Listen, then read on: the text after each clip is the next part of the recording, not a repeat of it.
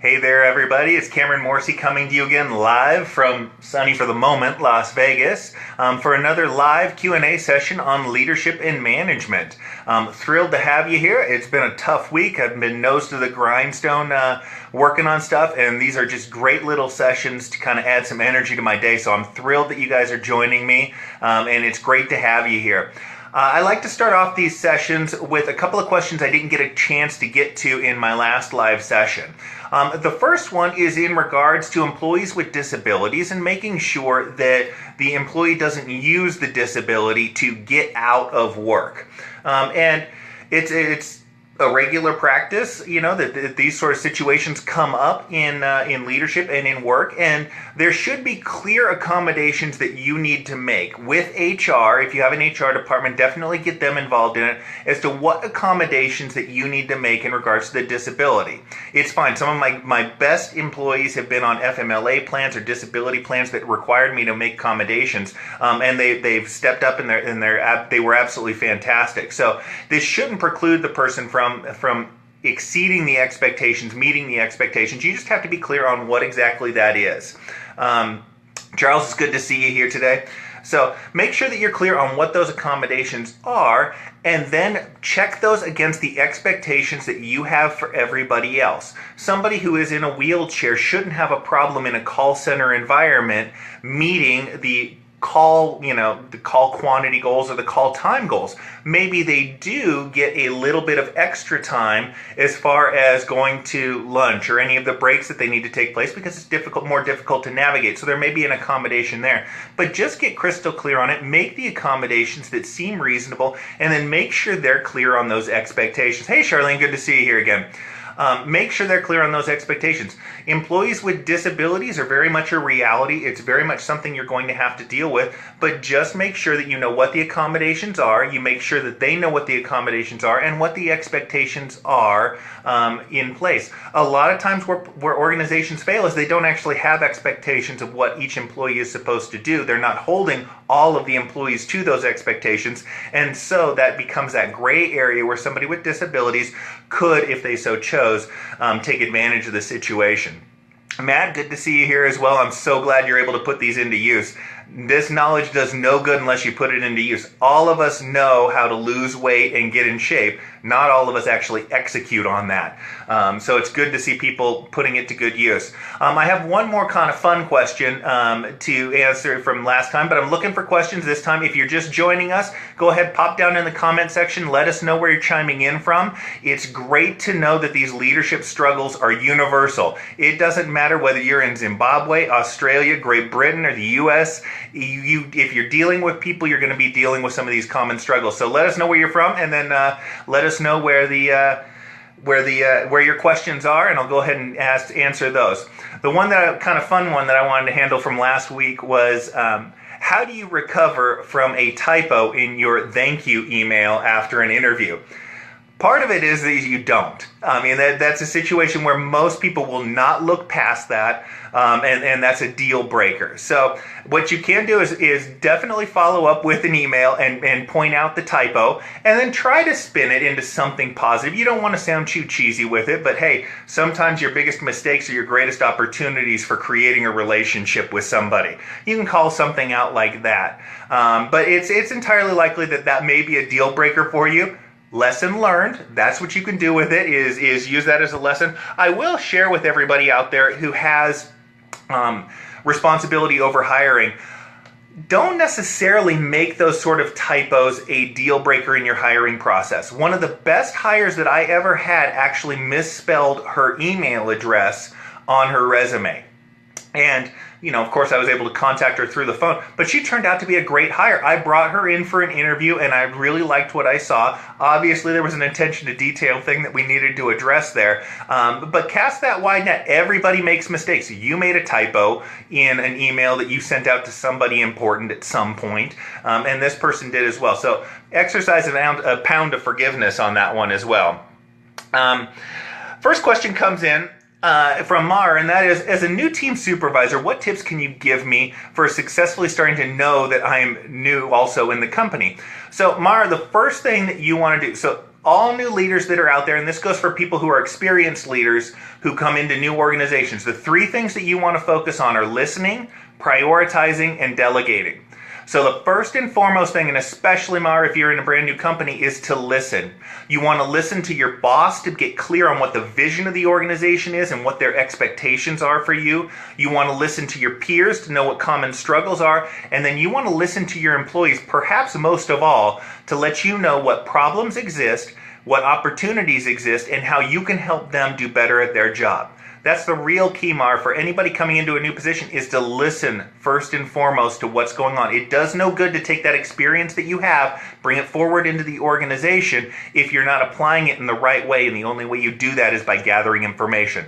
Second thing is to prioritize, especially for your team. Let them know what they need to be working on first. Get clear on those expectations that you have for them, and then start delegating. Let them know that you're going to be moving work. You work through people as a leader, so you're going to be divvying up the work to different people, and that's the key to delegation. But listening, priorities, and delegation, those are the three things to focus on, but most importantly, listening, Mar.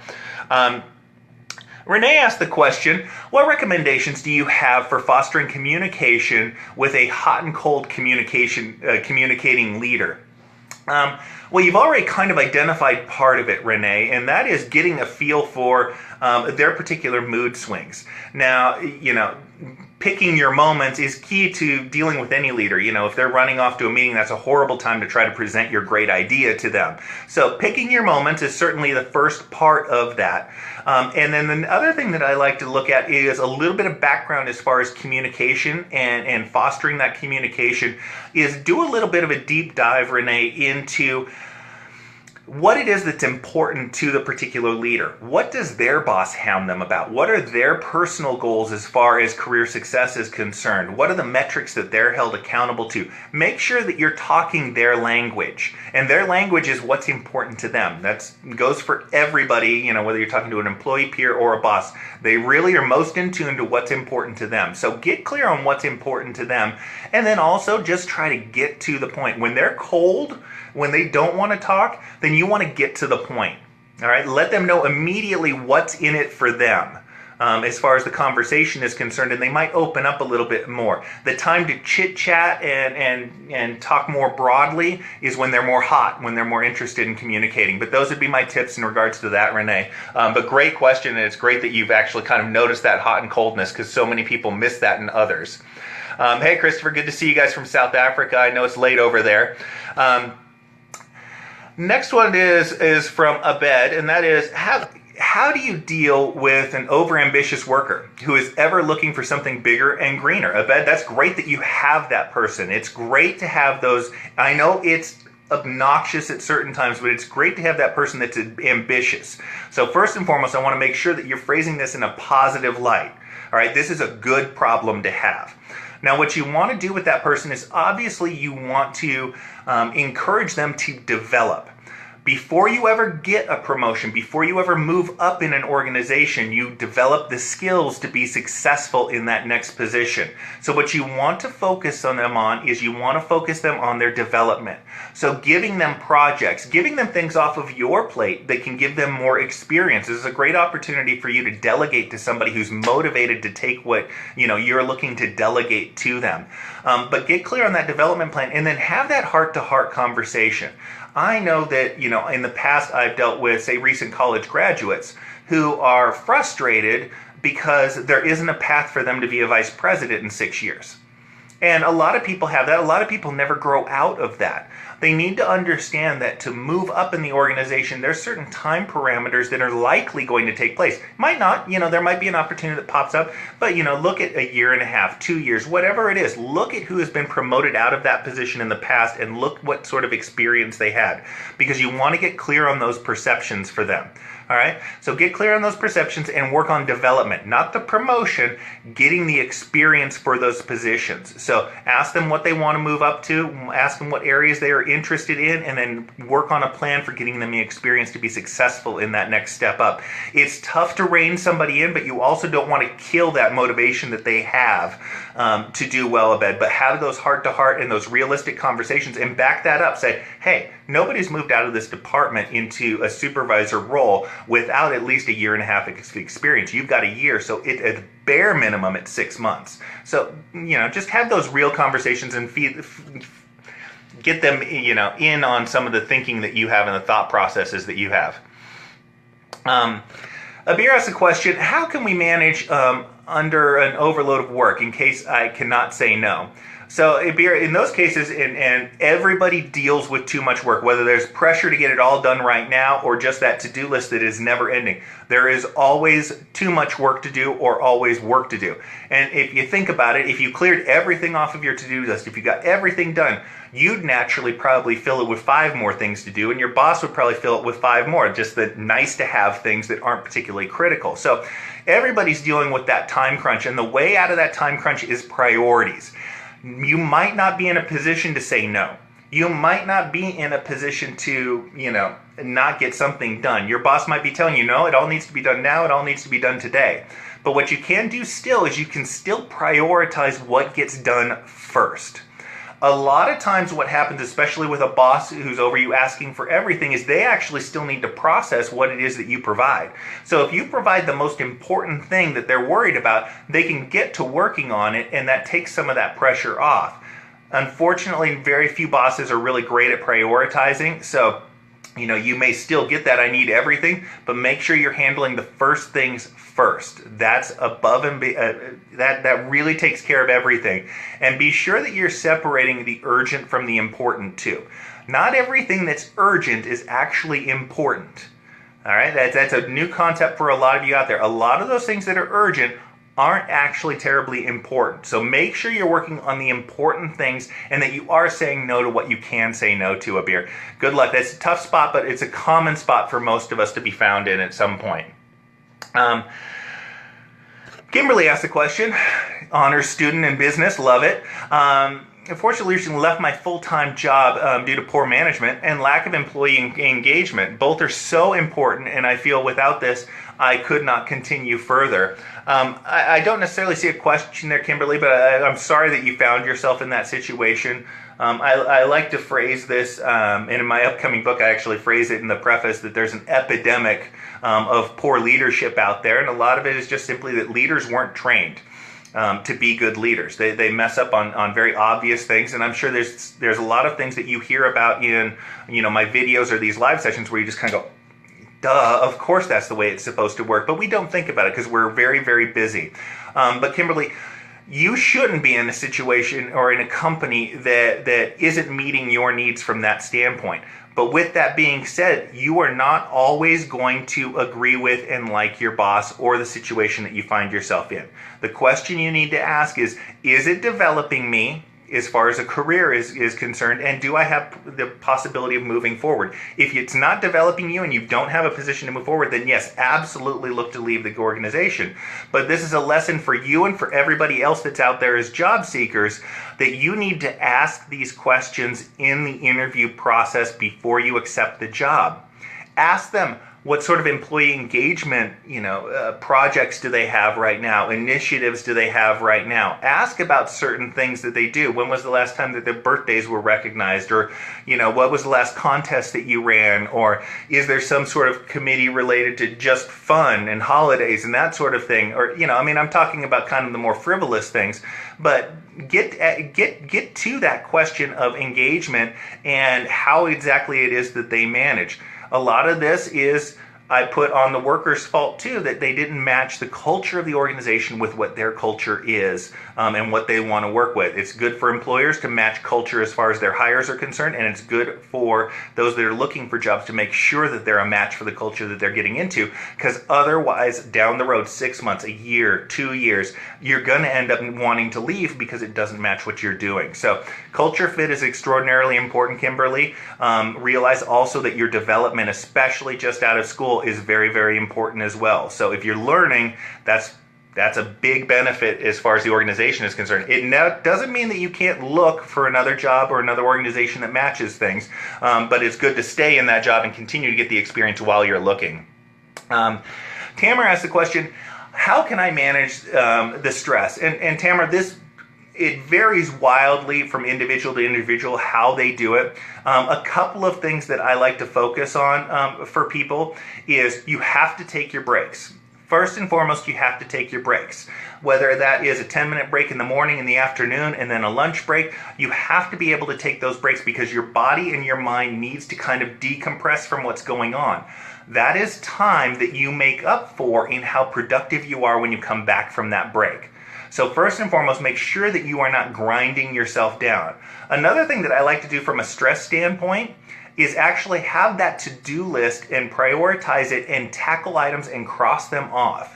For me, the stress of being overwhelmed with tasks that I need to do is one of my primary stressors. So knowing that I've tackled 5 of the things that are on my to-do list makes me feel better and puts me more at ease, Tamara. And that's one of those recommendations that I make for everybody is those checklists, those to-do lists. Go ahead and make sure that you are checking those off. And it also gets you thinking about the important items. So if you tackle the important items, that stress should come down, because if you're stressed about being overwhelmed with little things, well, that's not nearly as much of a problem as being stressed out because you haven't worked on that project that your boss has been asking for the last week because you've been doing little things. So get focused on what it is that you're working on and take those breaks, whatever that is. I used to always take my lunch break and take it away from the office just so I could decompress from what's going on and really get a true break. So look for those opportunities. That's my kind of 2 big tips on there. But Tamara, also Google it.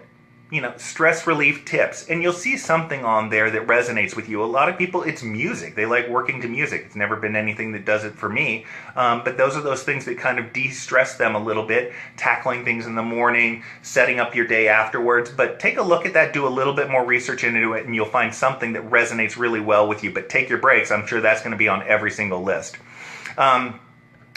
So Tanny asked the question, and I kind of already related to this, is how can I manage my time better? The key is priorities, and the key is focus. So I've talked at length about priorities on a couple of different things. It does no good. You can't get everything done that you need to get done, but you can get the important things done. So focus on the importance and focus on getting clear on your priorities. The other thing is focus in general. We have email, we have phone, we have text, we have people coming into our office. We have a ton of distractions in leadership, and you need to be able to focus on something and finish it to be able to actually get any of those priorities done. A lot of us have a to-do list that is just riddled with half-done items. And so, Tanny, what I'd really recommend is, from a focus standpoint, focus on 2 particular things. The first thing is the first half hour of your day. Whatever is the most important item that you've decided on, do it in the first half hour of the day. Start it. If it's too long of a project, then at least get it started, get some momentum behind it. Too many of us step in the door, and the first thing that we do is we open up email, or we chat with colleagues, or we chat with employees. What we're doing is we're asking everybody else what their priorities are that we can get to work on instead of working on our own priorities. If you work on your own priorities in the first half hour, then you get some momentum going, and you don't end up going home at the end of the day and saying, I didn't accomplish anything that I wanted to accomplish today. And a lot of you might be saying, well, I don't have a half an hour. I can't get a half an hour. Yes, you can. All right? What happens when you're in a meeting? What happens when you're at lunch? Do people barge in every single time that you're in a meeting or at lunch? What about those emails that filtered into your inbox while you're in that meeting or at lunch? Do they demand a response? In some cases, yes, they do. They are emergencies. But in most cases, things can wait half an hour or an hour. Most of those things can. So when somebody interrupts you, and pops into your office, say, hey, is it possible it can wait for half an hour and I'll come get you? That's something that is extraordinarily powerful. If it's a real emergency, they'll say, no, it can't wait. If it's a real emergency, that person that emailed you 15 minutes ago will call you and find you. Those are those things that can get you that half hour in the day to finish those things on the list. So prioritize, but also focus on finishing those things and finding that 10 minutes, 15 minutes, half an hour, or an hour in your day to actually get things across the plate. You don't have to be completely responsive 100% of the time. Yes, you need to be responsive on a regular basis, but that doesn't go 100%, because if you're responsive 100% of the time, you will never ever get anything off of that to-do list of yours. Great question, Tanny. Thank you. Kevin asked the question, as an employee, how do you work with a boss who only does what he wants and doesn't listen to any suggestions or ideas? And Kevin, it's a tough spot, and in a lot of cases, you're going to deal with bosses that are like that, and regardless of what you try to do, they really have fluffed up their own sense of importance and their own experience and their own perspective, and so they're not going to listen to anybody. But the first thing you want to do is make sure that you are talking about something in a way and about what is important to them. All right? What are their priorities? What are their values? What are what are the things the boss is asking them about? It does no good to say, hey, I want to clean up this little issue that's over here, when they are worried about some big, huge, product launch or something like that. They're concerned about that. Rightfully, they're concerned about that. So they're not necessarily listening to your ideas. But phrase them from that perspective. Let them think about what it is that they are going to say and what they're concerned about. A lot of people make this mistake when they go to, say, chief financial officers or the finance department and they want some new project. Finance is concerned about costs. So you spend all of your time talking about the potential and all of the revenue that's going to come in, where all that the finance guys are concerned about is what's the cost, because they've seen these projects before. They've seen the projections for revenue and they've seen them almost never come in.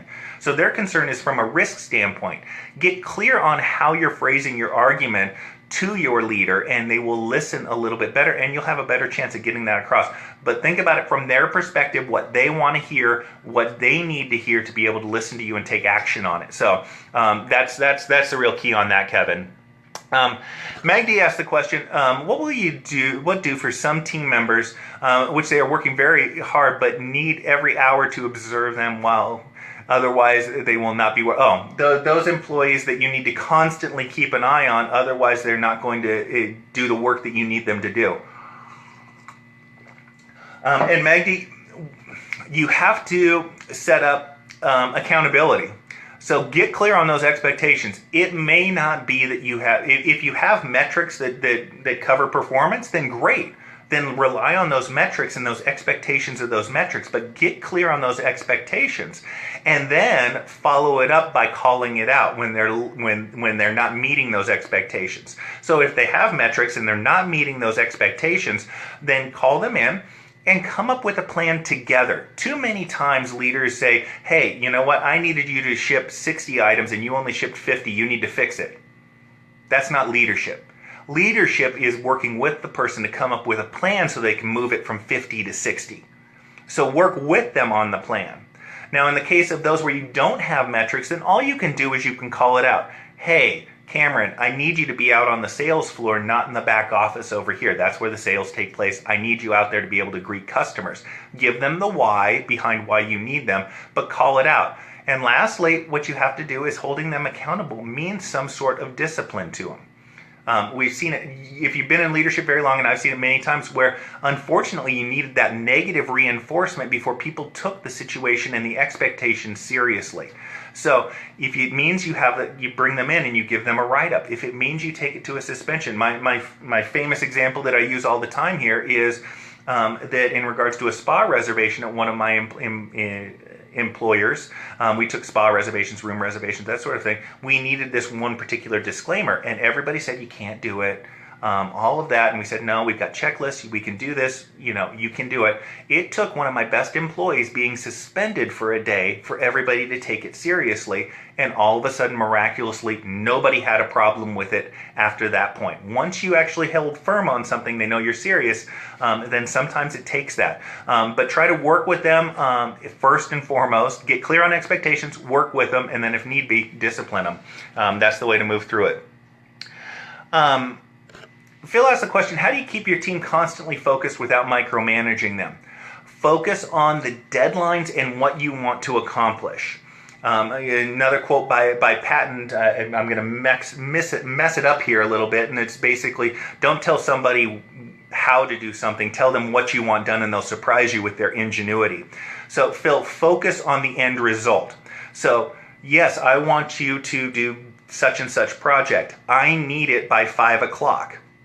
Okay, so You don't have to micromanage them. They are clear on what the expectation is. Now, what you can also do is if you're worried about keeping them focused or what the progress is going to be, my big micromanagement and delegation tip is to throw in an update. So it's 1 o'clock here Pacific Standard Time. I need this done by the end of the day today. You know what? Get to work on it and bring it back to me at 3 o'clock and let's see where you're at. All right, so do an update. So don't micromanage constantly. Micromanage on a schedule, Phil. But keep them focused on the end result and do updates where you think is necessary. And that's one of the best ways of doing that. But also, be sure that you're clear in what your expectation is.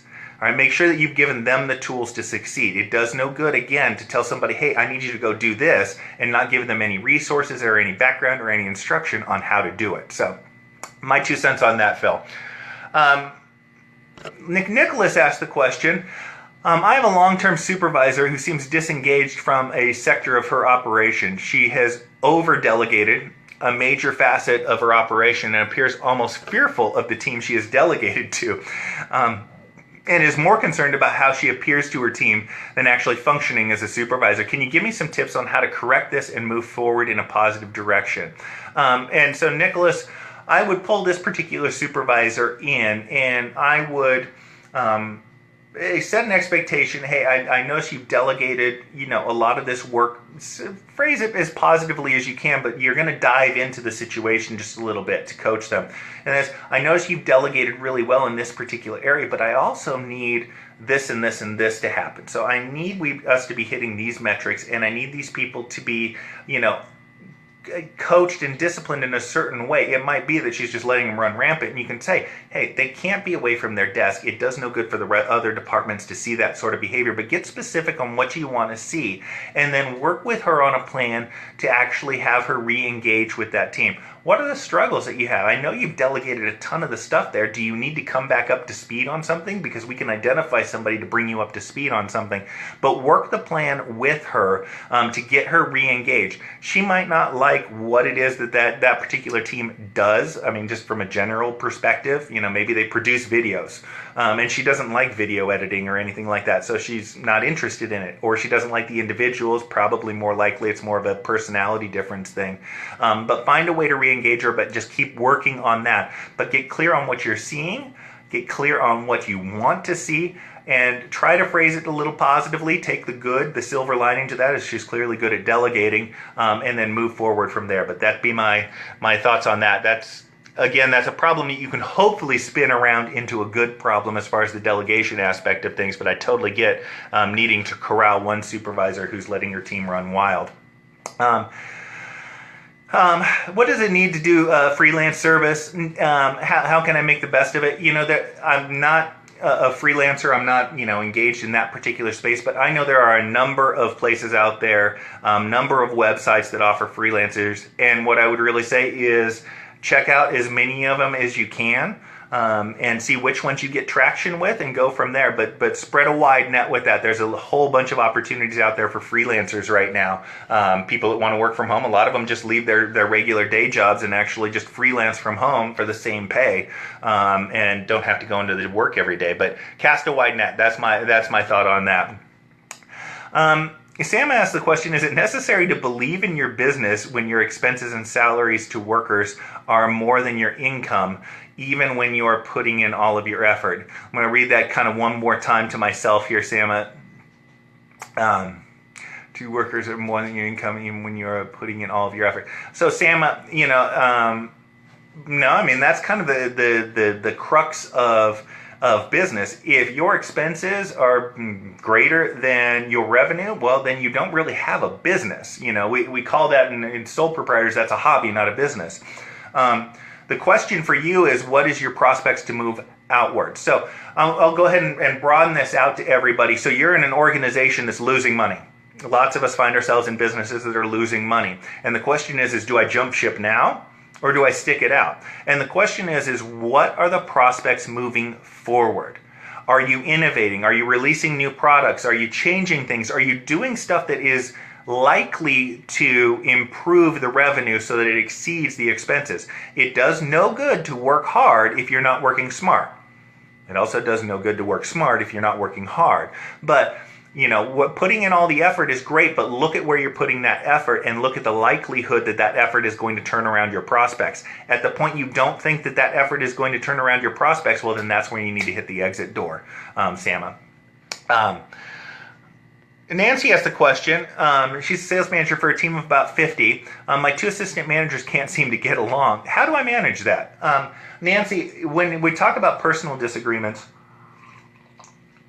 and I actually found it particularly easy when they are in management because they should understand some of these concepts and principles. It's a little bit tougher when it's line level employees. But I don't expect everybody in my operation to get along. If you've got 50 salespeople, you can't get anybody in the same room and have everybody like each other. But what you do have at the end of the day is you have a requirement of professionalism to get the job done.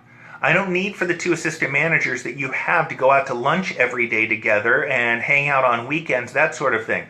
But what I do expect is I do expect them to help each other do their jobs.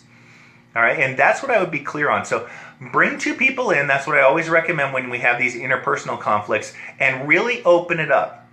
Hey, I'm seeing some issues between the 2 of you not getting along, and I think it's affecting your performance, and let one of them start and say, hey, this is what's happening, and hey, this is what happened. Almost all disagreements between people come down to misunderstandings, whether it's misunderstanding of words, misunderstanding of motives. So bring them back in and say, hey, we are clear on this particular goal. We are here to service the customer, increase profitability, whatever it is that the group vision is, and tie it back to them. I need the 2 of you to professionally work together to be able to accomplish that.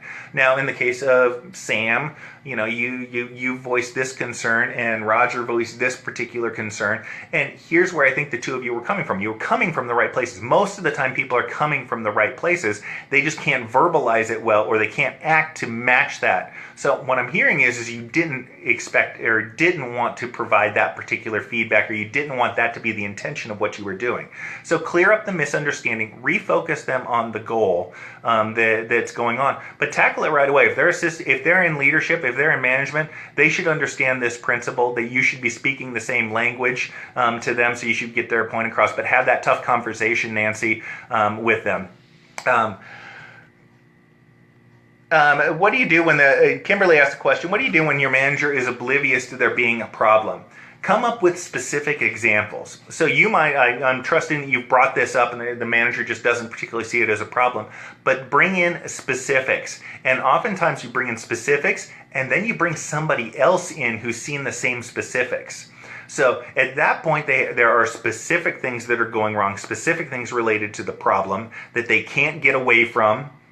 Have multiple of those so they don't know it's not a one-off instance. And then you have somebody else. So it's not just you that has the problem, Kimberly. It's you and 3 coworkers. Well, hold on. Now it's a real problem. It's not a problem with Kimberly. It's not a way she's seeing something. It's the way everybody's seeing something. So there might be something there. So get with specifics, multiple of them. And if need be, get a couple people as backup as well to see the same problem. And then your leader can't really move away from it. It's at least much more difficult for them too. Nana asked the question, she's the youngest among their team and the leader, and how do I manage this team effectively? Nana, when you are a younger leader, and really when you're almost any leader, there's always somebody who is older or has more experience. The people with experience simply want their experience to be valued.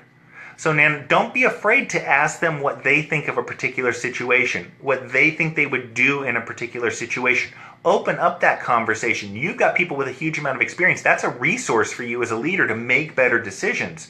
So bring them into the discussion. If they have a great idea, say, thanks, I think we should do exactly that, and we will. And if they have an idea that you don't necessarily disagree or agree with, then what that does is that opens up the discourse and it allows you to explain why you don't agree with that and why your course of action would be better than that. And what that does is that lets them know that you have a thought process behind your decisions. It lets them know what your background is. It reassures them that you make good decisions. And so that's really the way to do it, is open up that conversation and bring that conversation in. Now, this is obviously something that takes a little bit of while. So Nana, it's going to take a little stretch of time for you to get that feeling out there for everybody. But if you do it as much as you can with decisions, bring them into it, ask them what they think, use that experience, and they'll come to to respect you based on your thought processes and how you make them feel and how you engage them. And that's great leadership. I think that's a great one to kind of end the session today on. Unfortunately, I'm going to cut it off here. I do have a session at Friday. If everybody would like to tune into that, that'd be great. For those I didn't get to your questions, I'll get to those down in the comment section below here. Give me a few hours to kind of get to all of those, but I'll tackle those as well. But it was great talking to you guys. Best part of my week is dealing with these Q&A sessions. So thanks so much, everyone. Bye-bye.